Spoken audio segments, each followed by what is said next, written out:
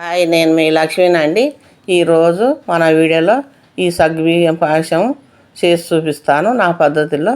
ఈ సగ్గుబియ్యం పాయసం చల్లగా అయిన తర్వాత కూడా ఇలాగే లూజుగా టేస్టీగా ఉండేటట్లు కొలతలు సరిగా కొలతల ప్రకారంగా చేసుకుంటే ఈ సగ్గుబియ్యం పాయసం ఇలాగే ఉంటుందండి. చల్లగా అయిన తర్వాత కూడా ఈ సగ్గుబియ్యం పాయసం కొరకు ఒక గిన్నె తీసుకొని ఒక టీ గ్లాసుడు సగ్గుబియ్యం అండి, ఇవి లావుటివి.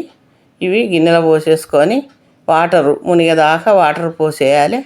ఈ వాటర్లో ఒక గంట సేపు ఈ సగ్గుబియ్యం నానాలండి.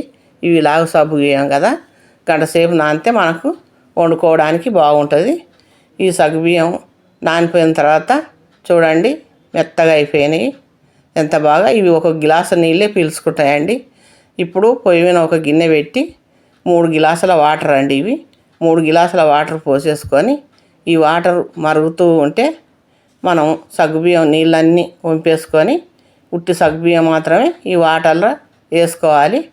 సగ్గుబియ్యం నానేసినప్పుడు 1 గ్లాసు వాటరు, ఇప్పుడు 3 గ్లాసుల వాటర్, 4 గ్లాసుల వాటర్ పోసుకున్నానండి నేను. కరెక్ట్గా సరిపోతాయి.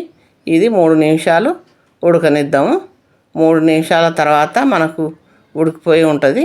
చక్కెర అదే గ్లాసు సగం చక్కెర సరిపోతుందండి.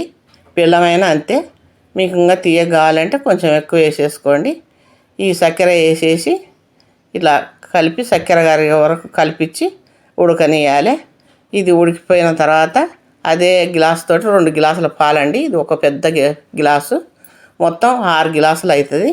4 గ్లాసుల నీళ్ళు, 2 గ్లాసుల పాలు మనకు సరిపోని వచ్చేస్తుంది. ఇది బాగా కలుపుతూ ఉంటే ఉడికిపోయిన తర్వాత అది ఉడకనిద్దాము. ఇప్పుడు పొయ్యి మీద ఒక గరిటె పెట్టుకొని 1 స్పూను నెయ్యి వేసి జీడిపప్పులు లైట్ కలర్ వచ్చే వరకు వేయించుకుందామండి. ఇది ఇప్పుడు ఎండి ద్రాక్ష కూడా వేసేసుకొని ఇది కూడా కలర్ వచ్చే వరకు వేయించుకుందాము. ఇప్పుడు పాయసం ఉడికిపోయిందండి. ఈ పాయసం సిమ్లో పెట్టేసి ఇది వేసేసుకుందాము. వేసేసుకొని యాలకుల పొడి కూడా వేసుకుందామండి. వేసుకొని మరొక నిమిషం ఉడకనిద్దాము. దీన్ని మనం స్టార్ట్ చేసిన కానుంటి మీడియం ఫ్లేమ్లోనే ఉడికించుకోవాలండి. లేకపోతే ఇది బాగా అడుగంటిపోయి పేస్ట్ లేక అడుగంటిపోతుంది.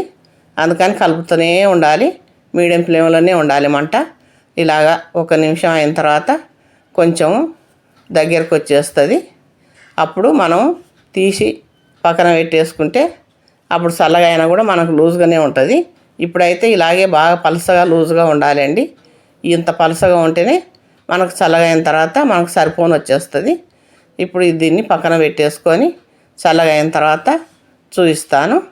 చూడండి, మధ్యలో మళ్ళీ మనం పక్కన పెట్టేసినా కూడా దీన్ని కొంచెం మధ్యలో కలపాలి.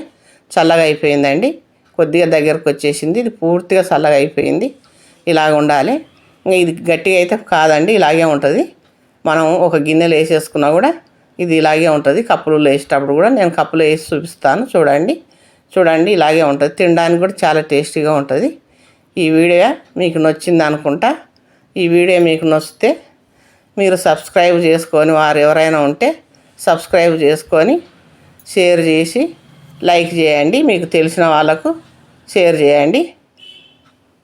బాగుంది కదండి, లూజ్గా ఇలాగే ఉంటుంది.